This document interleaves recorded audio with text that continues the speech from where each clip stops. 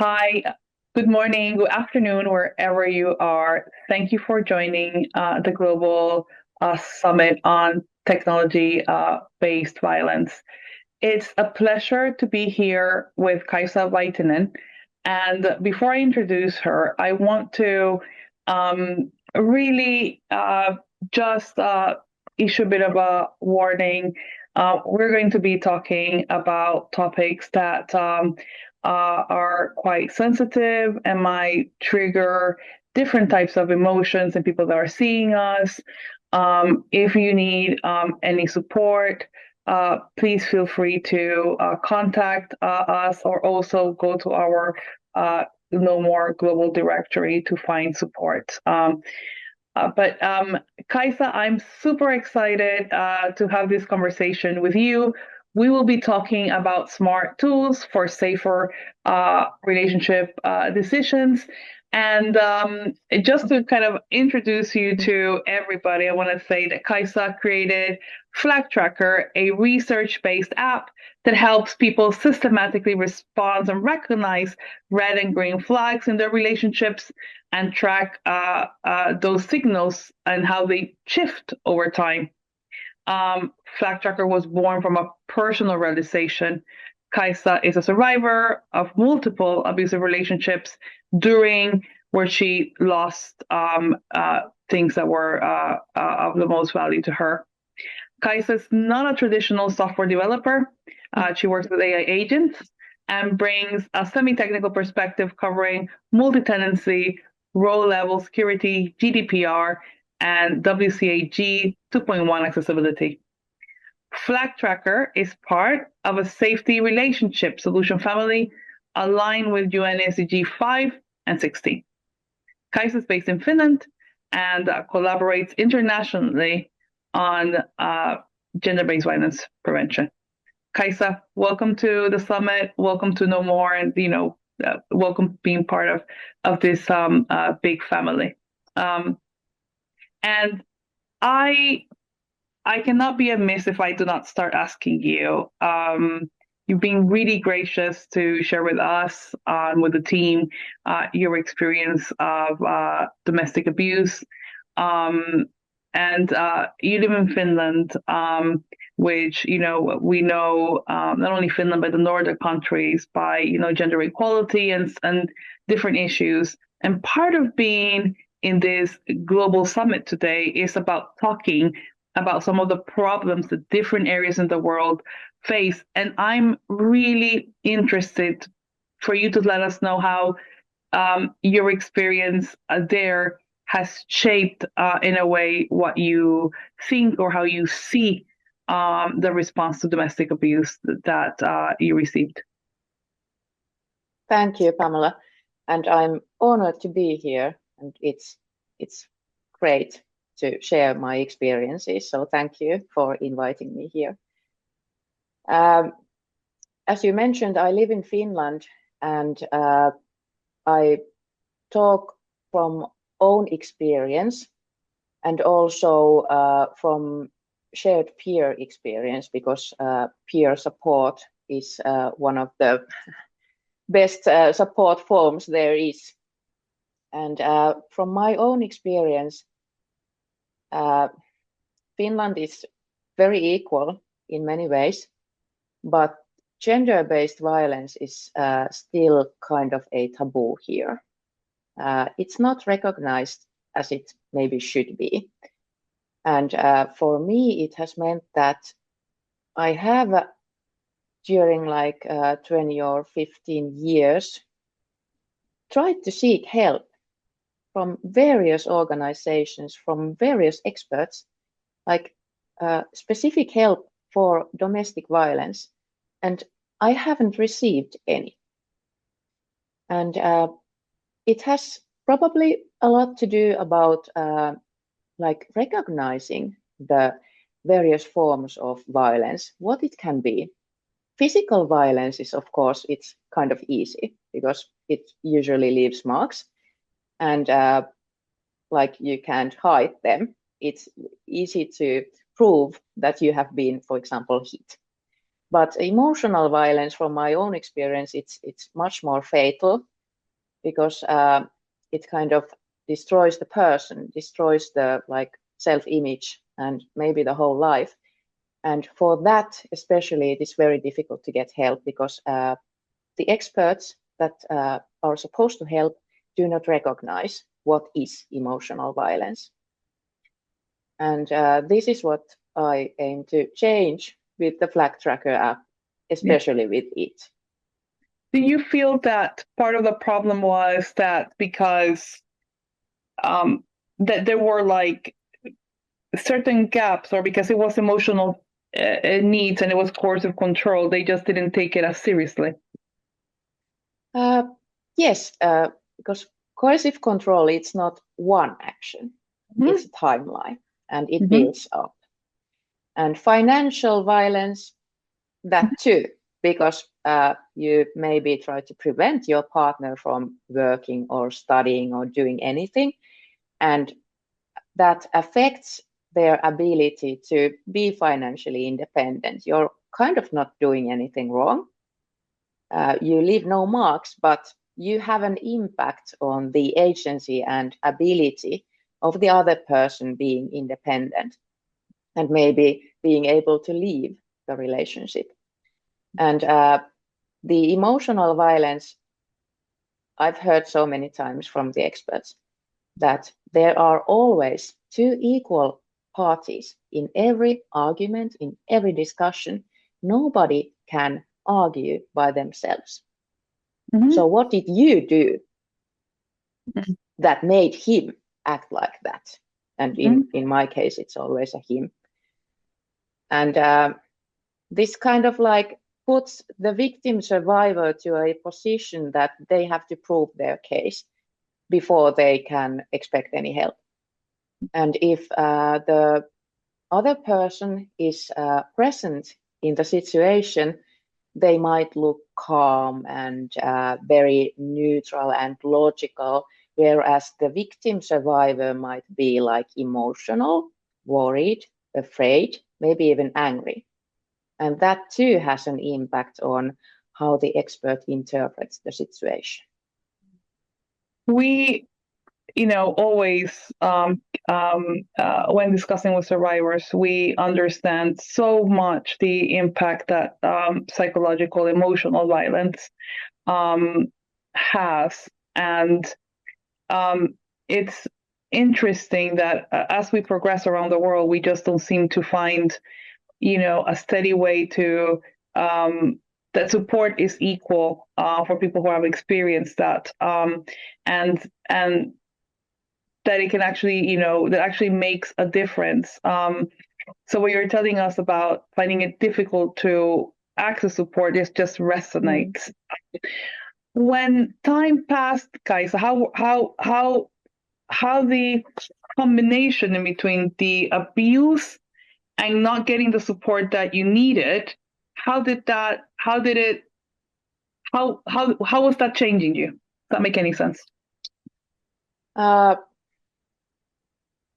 could I put it? I kind of slowly realized that maybe it's not possible to get efficient help. Maybe it is better to try to find conclusions and help for oneself from, for example, the peer groups, peer support groups, and also by trying to find as much information as possible to kind of structure the whole situation. What is going on here and what should I do about it? And maybe also study something about psychological effects and how can I, as the victim survivor, cope with them and maybe direct and guide my own development and emotional state, with the knowledge. If this makes any sense. It does. We hear that a lot, and which is this kind of self-discovery of what's happening to me, and I have to do this, on my own. You spoke about peer support, And I wonder, and we're gonna move quickly, but just to kind of finish this part, I wonder how important was peer support for you? Finding others and hearing stories from others, how much did that validate your experience or helped you move on? It was very important for me. Facebook peer support groups, especially because they are like specifically focused in one kind of abuse, the ones that I'm a member of, and they have very specific rules on how the other members have to face each other and treat each other, and they are kind of like obliged to validate the other person's experience. And in like maybe not all support groups share that principle. And Sure. of course, we victim survivors also come with our own history and own like experiences and perspective and knowledge and understanding. And we don't, of course, we don't all have this like trauma-informed attitude and knowledge. So that might sometimes affect on the being validated with my experiences stuff. Mm-hmm. It's interesting because even though we don't, you're absolutely right. They're not curated sites, right? Not in the way that you'd have a professional, coming and talking to you about an Yeah. issue. And you might get people from so many different, walks.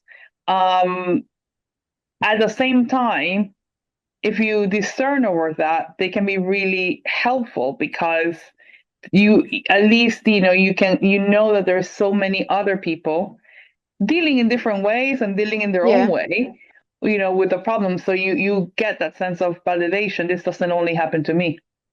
Yeah, but actually, those online groups, especially in Facebook, they have been very supportive, and the members there have validated each other's experiences. But the on-site, actual curated and expert-led support groups haven't been able to do that. And from my experience, it's quite often the experts that don't validate your experience. Yeah, it's incredible. So tell me now a little bit, Kaisa, about when that moment, came to you, the moment that said, "Oh, I I need to kind of I'm shifting out of this and I'm trying to now create something to help others," and why that felt important for you. You might say that I hit rock bottom. I had kind of lost everything. And that is a kind of very empty place to be. And there's a lot of space there. And for me, it's quite often so that I can find one spark of energy, one spark of hope that might be a mission or a wish to do something. And from like, I believe that facing difficult situations and feeling difficult emotions can be utilized because when you are having difficulties, you understand other person's similar experiences better, and it adds up to your empathy. And for me, I don't know actually what happened, but it was such a horrible place that I just knew that I had to do something. I had to use this pain to create something, and I had to kind of like in a very small manner take my agency back. Mm-hmm. It's about the agency and not being passive, not like lying and crying and trying to sleep all the time and just like trying to forget about everything, but trying to be active and taking the agency again of your own life and your kind of like, what can I do within these next 5 minutes? Can I do something that maybe has an effect on somebody else? And then I just like use these 5-minute sections maybe 5 minutes per day or whole weekend sometimes, and I started. And you chose something that you were good at. Yeah, I like quite wide knowledge about all these kind of violence studies and about psychology and social psychology, etc. And that was kind of natural to me to try to create something like research based. Yeah. So not only my own ideas. And I was thinking, or I was like trying to think that what would have helped me to prevent to getting into that kind of situation. What would I have needed in the beginning or in the beginnings? And for me, it was something that would help me structure the actual situations and the happenings, because there are good things, lots and lots of good things, but then there are also bad things. And when you're experiencing the good things, your memory kind of gets distorted. And especially if there is gaslighting or lying or something involved, it gets more and more difficult to like rely on your own experiences and memory. And for that specific use case, I created Flag Tracker. Yes, and I'll come to Flag Tracker in 1 second, but I just I almost wanted to kind of leave everybody with the, you not only you got your knowledge from all the research that, and how research that you were, but you decided to use technology as a way to do it. And, because other people, grab music because they're good at music or art or whatever form they find to create help for others. And I'm almost curious about that moment where you were like, oh no, this is tech. Like tech is the way that I'm doing this. It's I think it's about how to scale the help, how to be able to help as many people as possible with as easy means as possible. And we all have our mobile devices with us all the time. And if in that mobile device there would be something helpful, that maybe would make all the difference in the world. That's pure strategic vision. How can I help as many more people that I can, and I'll use technology to facilitate that. When we're talking about tools, it's a great thing. We'll come back to Flag Tracker, and you just kind of take us a little bit through your process as you were describing, because I remember being an advocate 20 something years ago, more than I care the public to know,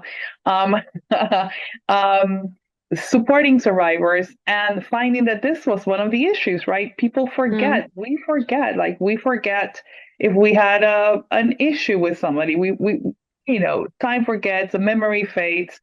And so I'm interested in why, that's an issue that you found particularly interesting to do something about. And please talk to us about Flag Tracker. If you can describe us, the product too. It's probably because for me, if I can choose my least favorite forms of abuse, it would be gaslighting and manipulating, because it has an effect on my cognition. I don't like that. I'm like used to relying on my memory and my brain and my cognition. And when those things get distorted, I kind of can't rely on myself anymore. So I used to write like timelines on paper using just regular pen, but it takes time. And if you try to do that, like for example, from 2 months time period, it's very difficult to remember the details. So you should be able to write it down immediately when it happens. Okay, you can probably do that because maybe you are in the middle of the situation or the things are going smoothly at the moment and you don't want to cause any trouble, like writing down anything. So many reasons for that. Mm-hmm. And to be fair, we, as advocates, I'm telling you, 20 years ago, we would recommend people to journal and to, journal. So, but it's not the way. It's not the way now. It's not the easiest way. It's not the safest way, either, to do it. And we all have phones, and many people are using them. So tell us a little bit about Flag Tracker and what it does. Yeah, maybe one small comment here, that I'm middle-aged woman and I have a non-technical background. So you can imagine the threshold of like trying to start developing something tech. It was like huge. And I have to thank the vibe coding collectives about like, they have given me the strength and like the belief in that I can, and I have the willpower and I have the knowledge and I just can do it, and I don't have to wait for anybody's permission to do anything about things. I can just start doing.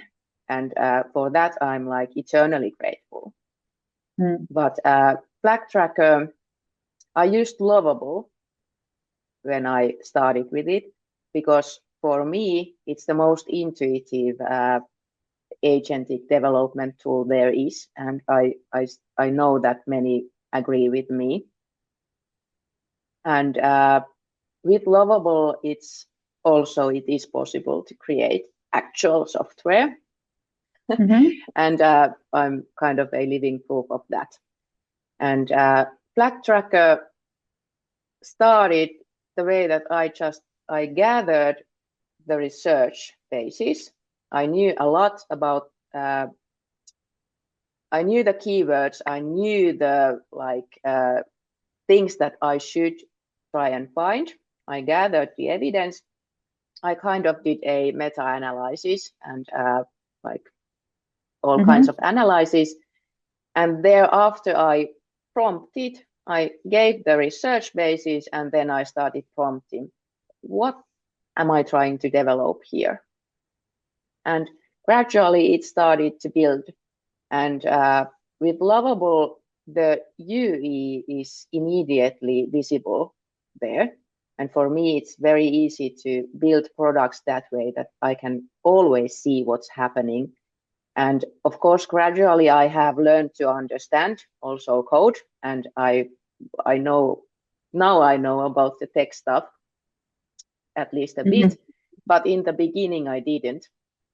And with Lovable, you didn't have to, but you can like build stuff there and then utilize the things that you have created using it other places. You can switch tools, you can migrate, you can do anything.